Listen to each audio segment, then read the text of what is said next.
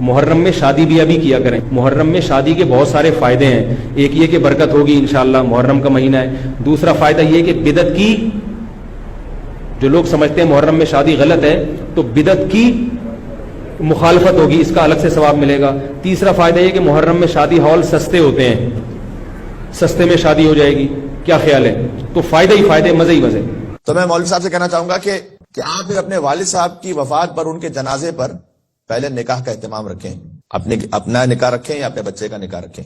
میں نے کہا نا بدعا نہیں دے رہا، میں فقط جو آپ نے سوال کیا میں اسی سچویشن کے ساتھ جواب دے رہا ہوں. آپ جنازے کے ساتھ جب نکاح رکھیں گے اس کے بھی بڑے فائدے ہوں گے. جتنے آپ نے فائدے سارے گنوائے ہیں، پہلا فائدہ تو یہ ہوگا کہ بدعت کی نفی ہو جائے گی. کہ لوگوں میں جو یہ سوچ ہے کہ بھئی کسی قریبی عزیز کی موت ہو جائے تو اس دن شادی نہیں ہو سکتی، آپ کو بڑا ثواب ملے گا اس دن. اس سوچ کی نفی ہو جائے گی، اس دن شادی ہو سکتی ہے. اچھا، دوسرا فائدہ یہ ہوگا کہ بہت سادگی سے نکاح ہو جائے گا. بھائی سب کو پتا ہوگا مولوی صاحب کے ابا فوت کر گئے تو سادہ کپڑوں میں ہی نکاح ہوگا. جب آپ محرم میں شادی کے فوائد گنواتے ہیں تو ہم آپ کو ابا جی کے جنازے پہ فائدے گنوا دیتے ہیں. قدم بڑھائیے آگے.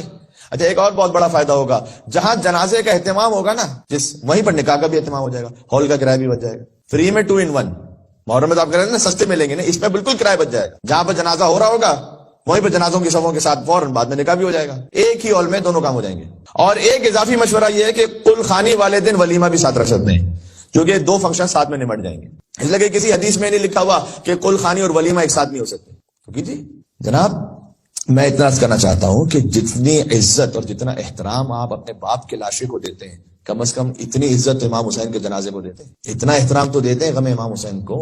بجلی غم سرور کی چمک جاتی ہے، بے ابر کے خود سے کڑک جاتی ہے.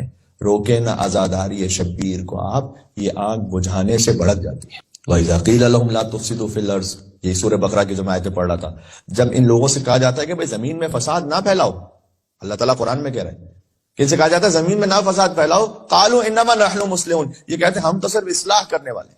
الا انهم هم المفسدون، اللہ کہتا ہے اصلاح کرنے والے یہی اصل میں فساد کرنے والے، ولکن لا یشعرون. لیکن آگاہ ہو جاؤ کہ یہ فساد کرنے والے خود شعور نہیں رکھتے، دوسروں میں اپنی باتوں کے ذریعے فساد کریٹ کرتے ہیں.